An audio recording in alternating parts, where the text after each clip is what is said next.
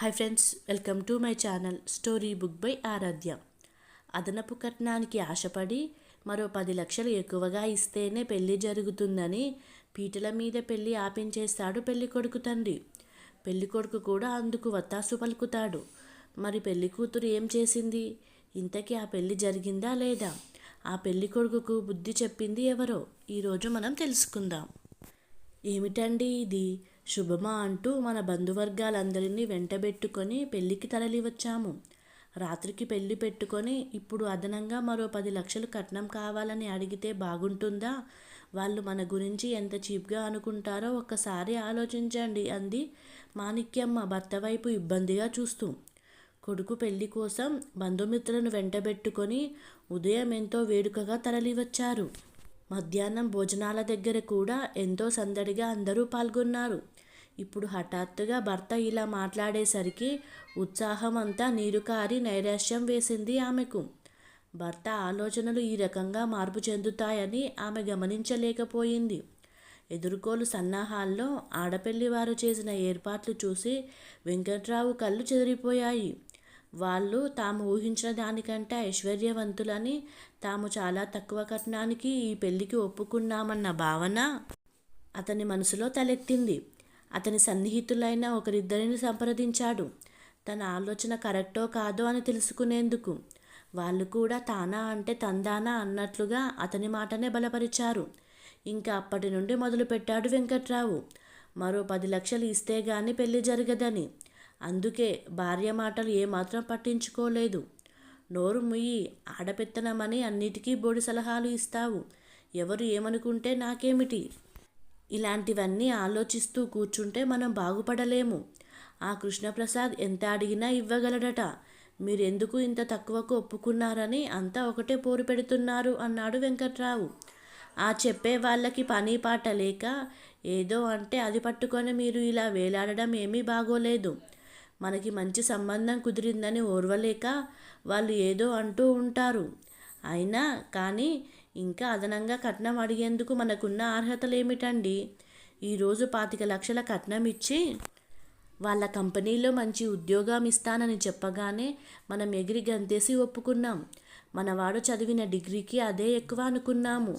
ఇప్పుడు ఎవరో ఏదో చెప్పారని కొన్ని గంటలలో ముహూర్తం పెట్టుకొని ఇలా కట్నం కోసం పేచీ పెట్టడం సరైన పని కాదు. ఇలా చేస్తే మన బంధువర్గంలో మనకి ఏమైనా విలువ ఉంటుందా అంటూ కొడుకు వైపు తిరిగి, ఏంట్రా నవీన్, అంతా వింటూ బెల్లం కొట్టిన రాయిలా ఏమీ మాట్లాడకుండా కూర్చున్నావు? మీ నాన్నగారి ఆలోచన సరైనదేనంటావా అంది మాణిక్యమ్మ బాధగా. నేను చెప్తే మాత్రం నాన్న వింటాడా అమ్మా? అయినా నాన్న అడిగిన దాంట్లో తప్పేముంది? వచ్చే చోట ఎంత వీలైతే అంత రాబట్టుకోవాలి. మనం మగపెళ్లి వాళ్ళం అన్న మాట మర్చిపోతే ఎలా అన్నాడు నవీన్ దర్పంగా. ఆ మాట వినడంతోనే తండ్రి కొడుకులకు ధనదాహం ఎంతగా తలకెక్కిపోయిందో అర్థమైపోయింది ఆమెకు. నిస్సహాయంగా ఇద్దరి వంక చూసింది. కొడుకు కూడా తన మాటకు వత్తాసు పలకడంతో వెంకట్రావుకి మరింత బలం చేకూరినట్లు అయింది. విన్నావు కదా వాడి మాట. నువ్వు వాళ్లతో ఏం చెబుతావో ఏమో. మనం అడిగిన సొమ్ము ఇస్తేనే మనవాడు ఆ పిల్ల మెడలో తాళి కడతాడు అని చెప్పు. అంతే, ఇందులో మరో మాటకి తావులేదు అన్నాడు ఖచ్చితంగా. దాంతో మాణిక్యమ్మకి ఎక్కడ లేని కోపం వచ్చేసింది. బాగుంది మీ తండ్రి కొడుకుల భాగోతం. చేసేదంతా మీరు చేస్తూ ఆ భారమంతా నా మీద పెట్టి నన్ను అడగమంటారా? కట్నం కోసం పేచీ పెడుతున్నట్లుగా ముద్ద వేయించుకోవడం నా వల్ల కాదు, నేను అడగను అంది. అలా అడగనని తాను చెప్తే వాళ్ళు ఏమైనా తమ ఆలోచనలు మార్చుకుంటారేమోనని ఆశపడిందామె. భార్య మాటలు విన్న వెంటనే కోపంగా ఆమె వైపు చూస్తూ, నీకు చేత కాకపోతే నోరు మూసుకొని కూర్చో, నేనే వెళ్ళి తేల్చుకొస్తాను అన్నాడు వెంకట్రావు విసురుగా. అతడికి చాలా నమ్మకం ఉంది. పెళ్లికూతురు మేనమామ కృష్ణప్రసాద్ తాము ఎంత అడిగితే అంత కాదనకుండా ఇస్తాడని. అక్కడే ఉన్న అతని దూరపు బంధువు చిదంబరం, నువ్వు అడిగితే ఏం బాగుంటుంది బావా, నీ తరపున నేను వెళ్ళి అడుగుతాలే అన్నాడు భరోసాగా. ఆ మాట వినడంతోనే ఎక్కడా లేని ధైర్యం వచ్చేసింది వెంకట్రావుకి. సరే బావా, నువ్వు వెళతానంటే నాకు బెంగలేదు, పని సాధించుకు వస్తావని నమ్మకం నాకుందిలే అన్నాడు ఉత్సాహంగా వెంకట్రావు. కృష్ణప్రసాద్ ఇంట్లో దిగిన పెళ్లివారికి మర్యాదలు జరిపించడంలో తలమునకలై ఉన్నాడు. పనివాళ్ళు ఎందరు ఉన్నా ఇంటి అలంకరణ దగ్గర నుండి భోజనాల వరకు అన్నీ అతడే స్వయంగా పర్యవేక్షిస్తున్నాడు. చూడండి, ఎక్కడా ఏ లోపం జరగకూడదు. పిల్లకు తండ్రి లేడన్న లోటు తెలియకుండా అన్ని ఘనంగా జరిపించామని మగపెళ్లివారు మన గురించి గొప్పగా చెప్పుకోవాలి. మనం మధ్యాహ్నం పెట్టిన భోజనాలకే వాళ్ళు గుమ్మైపోయారు. ఇక రాత్రి భోజనాలకి మనం చేసిన ఏర్పాట్లు చూస్తే ఏమంటారో చూడాలి అన్నాడు అతడు ఉత్సాహంగా మాట్లాడుతూ. అతడి మాటలకి అంతరాయం కలిగిస్తూ చిదంబరం వచ్చాడు. అక్కడికి అతన్ని చూడటంతోనే ఎంతో మర్యాద చేసి కూర్చోబెట్టాడు కృష్ణప్రసాద్. మామూలు సంభాషణ జరిగాక అసలు సంగతి బయటపెట్టాడు చిదంబరం. మరో 10 లక్షలు ఇస్తే గాని పెళ్లి జరగదని అతను చెప్పిన మాటలు వినడంతోనే అంతవరకు ప్రసన్నవదనంతో మాట్లాడిన కృష్ణప్రసాద్ రుద్రుడయ్యాడు. ఏమనుకుంటున్నారండి వాళ్ళు?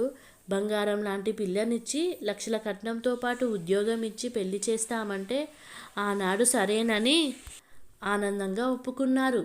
తీరా ఇప్పుడు పెళ్లికి తరలి వచ్చాక ఈ మడత పేచీలన్నీ ఏమిటండి? పీటల మీదకు వచ్చిన పెళ్లి ఆగిపోవడం ఇష్టం లేక వాళ్ళు ఎంత అడిగితే అంత గంగిరెద్దుల తలాడిస్తూ ఇచ్చేస్తాననుకుంటున్నారా ఏమిటి? ఇంత ఖర్చు పెడుతున్న నాకు వాళ్ళు అడిగిన 10 లక్షలు ఇవ్వడం పెద్ద కష్టమేమీ కాదు. కానీ మాట నిలకడ లేకుండా ఇలా అడ్డగోలుగా చేస్తున్న ఆ మనుషులకు ఎంత ఇచ్చినా దండగా.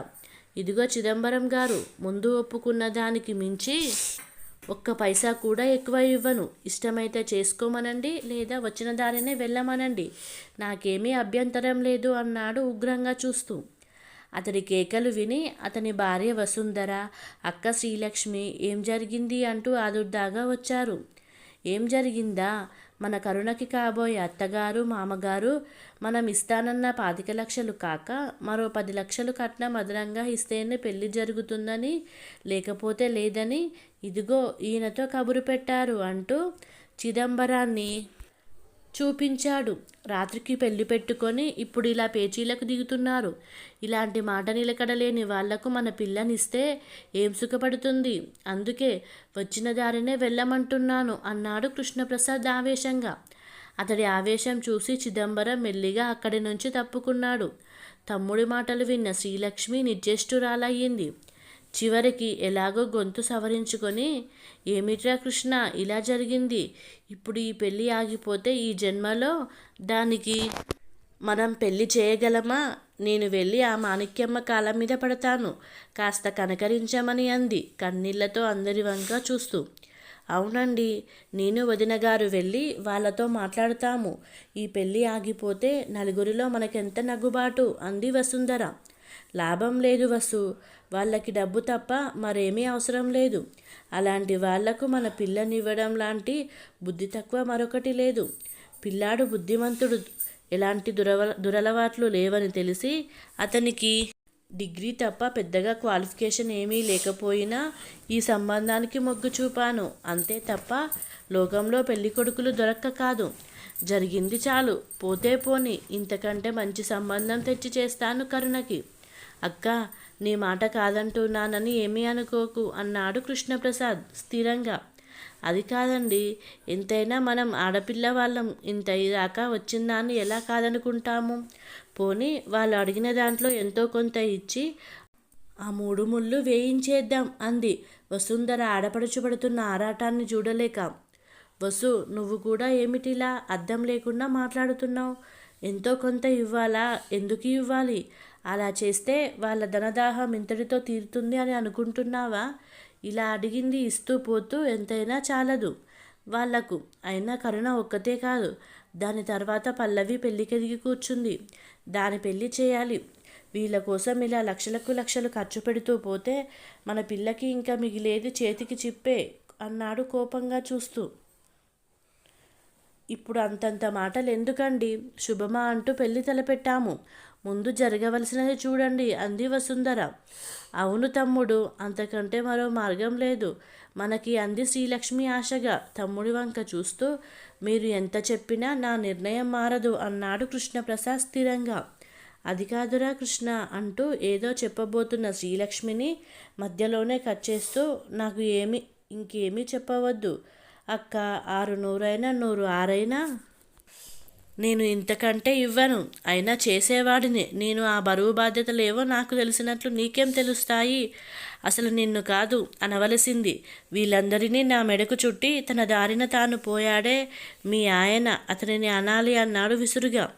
భర్త మాట ఎత్తడంతోనే శ్రీలక్ష్మి కళ్ళు కన్నీటి చెలమలయ్యాయి. ఎలాగో మాట కూడా తీసుకొని మధ్యలో ఆయన మాటలెందుకురా అంది. ముందు ఈ ఆపద గట్టెక్కేలా చూడు అంది దీనంగా అతని వంక చూస్తూ. చెప్పాను కదా అక్క, అనుకున్న దానికి మరొక రూపాయి కూడా ఇవ్వను. ఇష్టం ఉంటే చేసుకుంటారు, లేదా పోతారు అంతే అన్నాడు నిష్ఠూరంగా. అక్కడే ఉండి ఆ సంభాషణంతా వింటున్న కరుణ నిలబడ్డ చోటే కుప్పకూలిపోయింది. అంతవరకు బానే ఉంది. కానీ మేనమామ తండ్రి మాట ఎత్తడంతోనే ఆమెకు ఎక్కడా లేని బాధ, ఆవేశము కలిగింది. ఇంతలో విడిది నుండి మరో కబురు వచ్చింది. మగపెళ్లి వారు మూటా ముల్లే సర్దుకొని వెళ్ళిపోతున్నారని. ఆ మాటలు వినడంతోనే శ్రీలక్ష్మి నిలబడ్డ చోటే కుప్పలా కూలిపోయింది. భగవంతుడా, నాకెంత కష్టం తెచ్చావు అంటూ. ఆమె పెద్ద కూతురు ఝాన్సీ, వసుంధరలు కలిసి శ్రీలక్ష్మికి సపర్యలు చేయసాగారు. వదినగారు, ఆందోళన పడకండి, ఏదో విధంగా పెళ్లి జరిగేలా చూద్దామంది వసుంధర. అక్కగారిని ఆ స్థితిలో చూడటంతోనే అంతవరకు బింకంగా మాట్లాడిన కృష్ణప్రసాద్ మేనకోడలి వైపు తిరిగి బేలగా చూస్తూ, కరుణ, నువ్వా చెప్పమ్మా, నా ఆలోచన తప్పంటావా? నా మూలంగా నీ పెళ్ళి ఆగిపోతుందని నువ్వు అనుకుంటే చెప్పమ్మా, వాళ్ళు అడిగింది ఇచ్చి పెళ్ళి జరిపిస్తాను. కానీ డబ్బుకి తప్ప దేనికి విలువ ఇవ్వని ఆ మనుషుల చేతిలో నిన్ను పెట్టడం నాకు ఇష్టం లేదమ్మా అన్నాడు ఆరాటంగా. నీ ఆలోచనలో తప్పేమీ లేదు మామయ్య. నువ్వేం చేసినా మా మేలు కోరే చేస్తావని నాకు బాగా తెలుసు. ఈ పెళ్ళి తప్పిపోతున్నందుకు నాకేమీ బాధ లేదు. ఇలాంటి వాళ్ళు వదిలిపోతున్నందుకు నాకు సంతోషంగానే ఉంది. కానీ మామయ్య, ఇంతవరకు జరిగిందేదో జరిగింది. ఇక మీదట నా పెళ్ళి గురించి, చెల్లి పెళ్ళి గురించి నువ్వు ఏమీ వర్రీ కావద్దు. మా సమస్యలేదో ఏదో విధంగా మేమే పరిష్కరించుకుంటాము అంది కరుణ నిబ్బరంగా. మేనకోడలి మాటలు విన్న కృష్ణప్రసాద్ ఉండేలు దెబ్బతిన్న పక్షిలా విలవిలలాడిపోయాడు. అదేమిటి కరుణ, ఒక్కసారి అంత మాట అనేశావు? నేను మీకేం తక్కువ చేశానని ఇలాంటి నిర్ణయం తీసుకున్నావు? లేక ఈ పెళ్ళి వద్దన్నానని ఇలా అంటున్నావా అన్నాడు బాధగా. అదేం కాదు మావయ్య, నువ్వు మాకేం తక్కువ చేయలేదు, ఎక్కువే చేశావు. ఈ పెళ్ళి తప్పిపోతున్నందుకు కొంచెం కూడా నాకు బాధ లేదు. నా బాధంతా ఒకటే మావయ్య, నువ్వు మా కోసం ఎంతో చేస్తున్నావు, కాదనను. కానీ చేసిన ప్రతిసారి నాన్నగారి ప్రసక్తి తెచ్చి ఆయన్ని కించపరిచి మాట్లాడుతున్నావు. అది మాకందరికీ ఎంతో బాధ కలిగిస్తుందో ఎప్పుడైనా ఆలోచించావా? మా నాన్నగారు ఎంత ఉత్తములో నీతో పాటు లోకానికి అంతటికీ తెలుసు. ధర్మారావు అంటే ధర్మానికి మారుపేరని ఇప్పటికీ కూడా అందరూ చెప్పుకుంటున్నారు. ఆయన ఏనాడు కుటుంబ బాధ్యతలను విస్మరించి గాలి తిరుగుళ్ళు తిరగలేదు. అందరూ బాగుండాలి, అందరిలో నేను ఒకటిగా ఉండాలి అనుకున్నారు. ఇవన్నీ మా నాన్న గురించి మీరంతా చెప్పిన మాటలే. మా అమ్మ మేనమామ కూతురు అని ఎంతో అభిమానంతో పెళ్లి చేసుకోవడమే కాకుండా తాతగారికి నిన్ను పట్నం పంపించి చదివించే పరిశ్రమతల లేదంటే నీ బాధ్యతలను మా నాన్న భుజాల మీదకు ఎత్తుకున్నారు. మా నాన్న అర్ధాంతరంగా పోయినా మమ్మల్ని ఏమీ బికారులను చేసిపోలేదు. తినడానికి, ఉండడానికి ఇల్లు, పొలము మిగిల్చిపోయారు. మీకు నాన్నగారంటే ఎంతో ఇష్టం, మరి ఎంతో గౌరవం. ఆ ప్రేమతోనే మమ్మల్ని అక్కున చేర్చుకొని పెంచి పెద్ద చేశావు. నువ్వు పెరిగిన జీవన స్థాయికి తగ్గట్లే మేము నీతో సమానంగా ఉండాలని మాకు అన్ని సౌకర్యాలు కలిగించావు. అయితే ఇంత చేసినా నువ్వు మాటకి ముందు నీ గొప్పతనాన్ని, మంచితనాన్ని చాటుకునేందుకు మా నాన్నను తక్కువ చేసి మాట్లాడడం మా అమ్మకి ఎలా ఉందో కానీ నాకు మాత్రం తీవ్రమైన మనస్తాపాన్ని కలిగిస్తోంది మావయ్య. అందుకే ఇక మీదట నా కాళ్ళ మీద నేను నిలబడాలి అనుకుంటున్నాను అంది కరుణ దృఢంగా. మేనకోడలు మాటలు విని నిశ్చేష్టుడైనట్లుగా కొన్ని క్షణాలు మౌనంగా ఉండిపోయాడు కృష్ణప్రసాద్. తను ఉద్దేశపూర్వకంగా తన బావగారిని కించపరచాలని మాట్లాడకపోయినా అనాలోచితంగా తాను అన్న మాటలు వారిని ఎంత గాయపరిచాయో గ్రహించాడు. తన తప్పును ఎత్తి చూపినందుకు మేనకోడలి మీద కొంచెం కూడా కోపం రాలేదు అతడికి. అలాగే తాను చేసిన తప్పును ఒప్పుకునేందుకు ఏమాత్రం వెనుగాడలేదు. వెంటనే కరుణ దగ్గరికి వెళ్ళి ఆమె రెండు చేతులు పట్టుకొని, అమ్మ కరుణ, నేను చాలా తప్పు చేశానురా. అకారణంగా మీ అందరి మనసులు నొచ్చుకునేలా చేశాను. అందుకు శిక్ష వేస్తున్నట్లుగా నన్ను దూరం పెట్టకు. ఈ లోకంలో నా తల్లిదండ్రుల తర్వాత నేను గౌరవించి పూజించింది మీ అమ్మ నాన్నలనే.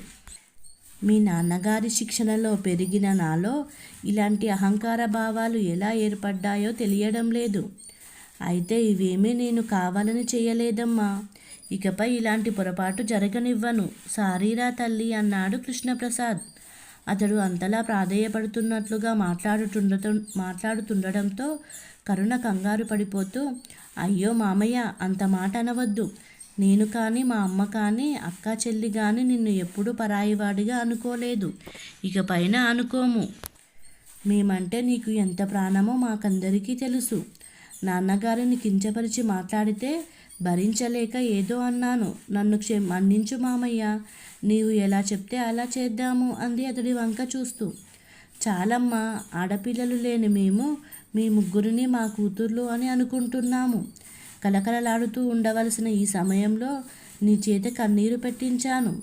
నేను ఇప్పుడే వెళ్ళి వాళ్ళతో మాట్లాడి అంతా సరిచేస్తాను అన్నాడు ఉద్వేగంగా. అప్పటికే కొంచెం తేరుకున్న శ్రీలక్ష్మి వారి మాటలన్నీ విన్నది.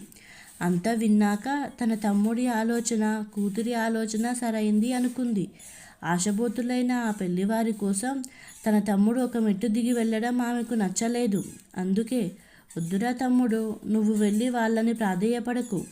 ఇందాక నేను కంగారుగా వారిని బామాలో ఈ పెళ్లి జరిపించమన్నాను. కానీ వద్దురా, నీ మాటే కరెక్టు అంది స్థిరంగా. పెళ్ళి ఆగిపోయిందని తెలిసి ఒకరిద్దరు తప్ప మిగతా బంధువులంతా వెంకట్రావు, మాణిక్యం వాళ్ళని నిలదీస్తున్నట్లుగా తల ఒక మాట అన్నారు. సిరిరా మోకాలు వడ్డడం అంటే ఇదే. ఆ కృష్ణప్రసాద్తో వియ్యమందాలంటే పెట్టి పుట్టాలి అని ఒకరంటే, ధర్మారావు గారి వంటి మహానుభావుడు బిడ్డ మీ కోడలిగా మీ ఇంట అడుగు పెట్టడమే గొప్ప. అవన్నీ వదిలేసి మంచి మర్యాద లేకుండా అదనపు కట్నం కోసం పీటల మీద పెళ్లి చెడగొట్టుకుంటారా ఎవరైనా? ఆ కృష్ణప్రసాద్ తలుచుకుంటే మీకు ఈ పరగానాలో ఉప్పు పుట్టకుండా చేయగలడు తెలుసా అంటూ బెదిరించారు. అసలు ఇదంతా ఎందుకు? అదనంగా ఇలా కట్నం అడిగి పెళ్లి చెడగొట్టుకున్నందుకు కేసు పెట్టి మీ అందరినీ కటకటాల వెనక్కి పంపితే ఏం చేస్తారు అని బంధువులందరూ అన్న మాటలు విని అవమాన భారంతో తల వంచుకుంది మాణిక్యమ్మ. వారి మాటలు వినడంతోనే నవీన్ ఆలోచనలో పడిపోయాడు. అతడి కళ్ళ ముందు కటకటాలు కదలాడాయి. నిజానికి అతడికి కరుణ బాగా నచ్చింది. ఆమెను వదులుకోవాలని లేదు అతడికి. బెదిరిస్తే ఎక్కువ డబ్బులు ఇస్తారని అపోహపడి తండ్రి మాటలకు తల ఊపాడు అంతే. కొడుకు ఆలోచనలో పడడం చూసి మాణిక్యమ్మకు ధైర్యం వచ్చింది. అందుకే చివరి ప్రయత్నంగా, ఒరే బాబు, ఇప్పటికైనా మించిపోయింది లేదు. ముహూర్తానికి ఇంకా చాలా టైం ఉంది. మనమందరం వెళ్ళి జరిగిన పొరపాటుని ఒప్పుకొని వాళ్ళేమిస్తే అది పుచ్చుకొని పెళ్లి కానిచ్చేద్దామంది. ఇంత జరిగినా వెంకట్రావు కిందపడిన పైచేయి తనదే అన్నట్లు మాట్లాడాడే గాని తన మంకుపట్టు విడవలేదు. విసిగిపోయిన మాణిక్యమ్మ కొడుకు వంక తిరిగి, మీ నాన్న అంతేరా, ఇక మారడు. నీ ఉద్దేశం ఏమిటో చెప్పు. ఈరోజు మనం చేసినట్లే రేపు నీ చెల్లెలి అత్తవారు చేసి దాన్ని ఇంకా కట్నకానుకలు తెమ్మని మన ఇంటికి పంపితే దాని కాపురం ఏమవుతుందో ఆలోచించరా అంది ప్రతిమాలుతున్నట్లుగా. అంతవరకు పెదవి విప్పని మాట్లాడని అతని చెల్లెలు, అవునన్నయ్య, ఇక్కడ జరిగిందంతా మా అత్తగారు స్వయంగా చూశారు. మీ వాళ్ళు ఎంత ఆశపోతులు అని నా ముఖాన్నే అన్నారు. అమ్మ అన్నట్లు రేపు వాళ్ళు చేసిన ఆశ్చర్యం లేదు. ప్లీజ్ అన్నయ్య, నా కాపురం గంగలో ముంచకు అంది అర్థిస్తున్నట్లుగా.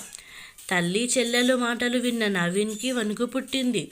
వెంటనే, పదండమ్మ, జరిగిన పొరపాటును ఒప్పుకుందామంటూ లేచాడు అక్కడి నుండి. ఆ మాటలు వినడంతోనే మాణిక్యమ్మ, నీరజల ముఖాలు వికసించాయి. చుట్టూ ఉన్నవారు ప్రశంసగా చూశారు. అందరూ కలిసి బయలుదేరారు పెళ్లివారి ఇంటికి. వాళ్ళు ఆ ఇంటికి చేరేసరికి పెళ్లి వద్దని అంటున్న శ్రీలక్ష్మి మాటలు విన్నారు. మాణిక్యమ్మ శ్రీలక్ష్మి 2 చేతులు పట్టుకొని జరిగిన పొరపాటుకు క్షమించమని అడగడం తప్ప ఇంకేమీ చేయలేను వదినగారు. మీ మనసులు చాలా కష్టపెట్టాం మేము. మా అందరి తరపున క్షమించమని వేడుకుంటున్నాను. జరిగిందేది మనసులో పెట్టుకోకుండా అనుకున్న ముహూర్తానికి పెళ్లి జరిపించేద్దామండి అంది. మన్నించవలసింది, ఈ పెళ్లికి అంగీకరించవలసింది మేము కాదండి, మా అమ్మాయి కరుణ. అకారణంగా దాని మనసుని క్షోభకి గురి చేశారు. తను ఒప్పుకుంటే మాకు ఏమీ అభ్యంతరం లేదు అన్నాడు కృష్ణప్రసాద్. వాళ్ళు ఇలా వచ్చి పొరపాటు అయిందని చెప్తారని ఏమాత్రం ఊహించలేదు. కరుణ ఒక్క క్షణం అవాక్కైపోయినట్లుగా ఉండిపోయింది. ఆ తర్వాత తీక్షణంగా వారి వంక చూస్తూ, ఏమిటండి, పెళ్ళంటే వ్యాపారం అనుకుంటున్నారా మీరు? క్షణానికో మాట మార్చే మిమ్మల్ని ఎలా నమ్మమంటారు? మా మామయ్య అదనంగా ఇంకేమీ ఇవ్వనన్నాడని ఈ ఎత్తుగడ పన్నారా? ఇప్పుడు కిమ్మనకుండా పెళ్ళి చేసుకొని తీరా పెళ్ళయ్యాక రేపు కట్నం కోసం పీడిద్దామనుకుంటున్నారా? మీ అబ్బాయి నవీన్ గారు పెళ్ళికి ముందు ఎన్నో ఆదర్శాలు వల్లించారు. తీరా పెళ్ళికి తరలి వచ్చి మర్యాదలన్నీ పొంది విందు ఆరగించి ఆ మాటలకు గంగిరెద్దులా తలలు ఆడించి ఎంతో వేడుకగా జరగవలసిన ఈ పెళ్ళిని ఇలా రసాభాస చేశారు. నాకీ పెళ్ళి వద్దు అని ఖచ్చితంగా అంది కరుణ. ఆ మాటలు వినడంతోనే అవమాన భారంతో నవీన్ ముఖం నల్లబడిపోయింది. మాటలు కూడా తీసుకొని, మీరు అలా అనుకోవడంలో తప్పు లేదు కరుణ గారు. అంతేకాదు, జరిగిన దానిలో మా అమ్మగారి తప్పు ఏమీ లేదండి. మా నాన్నగారి మాటలు విని ఇంతవరకు తెచ్చింది నేనే. జరిగిన పొరపాటును దిద్దుకునే అవకాశాన్ని నాకు ఇవ్వండి. ఇంత జరిగాక నా మీద మీకు నమ్మకం కలగడం కష్టమే. అందుకే అదనంగా మేము డిమాండ్ చేసిన కట్నమే కాదు, అంతకుముందు మీరు ఇస్తానన్నది కూడా తీసుకోము. నా మాట నమ్మండి అంటూ కృష్ణప్రసాద్ వైపు తిరిగి, బాబాయ్ గారు, జరిగిన దానికి అందరి తరపున నేను క్షమాపణ కోరుతున్నాను. నాకు కరుణను ఇచ్చి పెళ్లి చేయండి చాలు, ఇంకేమీ వద్దు. కాకపోతే మీరు ఇస్తానన్న ఉద్యోగాన్ని మాత్రం ఇప్పించండి. ఎందుకంటే పాత ఉద్యోగానికి నేను రిజైన్ చేశాను అని వినయంగా అన్నాడు. చుట్టూ ఉన్నవారు కూడా మాణిక్యమ్మ చలవ వలనే ఇక్కడికి వచ్చామని జరిగిందంతా వివరించడంతో అందరి మనసులు తేలికపడ్డాయి. కరుణ కూడా నవీన్ మాటల్లోని నిజాయితీని శక్కించలేకపోయింది. వెంకట్రావుని 10 మంది చీవాట్లు పెట్టి పందిట్లోకి తీసుకువచ్చారు. పందిట్లో సన్నాయి మధురంగా మోగింది. అన్నమాట ప్రకారం నవీన్ వారి నుండి కట్నం తీసుకోలేదు. కృష్ణప్రసాద్ అతడిని అభినందిస్తూనే, మీకోసం కేటాయించిన ఈ సొమ్ము మీదే, ఏం చేసుకుంటారో మీ ఇష్టం అంటూ కరుణ చేతిలో పెట్టాడు, వాళ్ళని సాగనంపుతూ. మామయ్య, నిన్ను మంచికో చెడుకో నేను ఒక మాట అన్నాను, గుర్తుందా? ఇక మీదట మా బ్రతుకులు మేము బ్రతుకుతాము అని. నీవు ఇచ్చిన ఈ సొమ్ముని పెట్టుబడిగా పెట్టి స్మాల్ స్కేల్ ఇండస్ట్రీని పెడతాను. ఇక మీదట అమ్మ చెల్లి బాధ్యతలు నేను తీసుకుంటాను. అందుకు అంగీకరిస్తేనే నేను ఈ డబ్బు తీసుకుంటాను అంది స్థిరంగా. సరేరా, నీకు ఎలా నచ్చితే అలా చెయ్యి అంటూ నిండుగా నవ్వాడు కృష్ణప్రసాద్. కథ సమాప్తం. మీకు కనుక ఈ కథ నచ్చినట్లయితే ఈ ఛానల్ని సబ్స్క్రైబ్ చేసుకోగలరు. Please subscribe.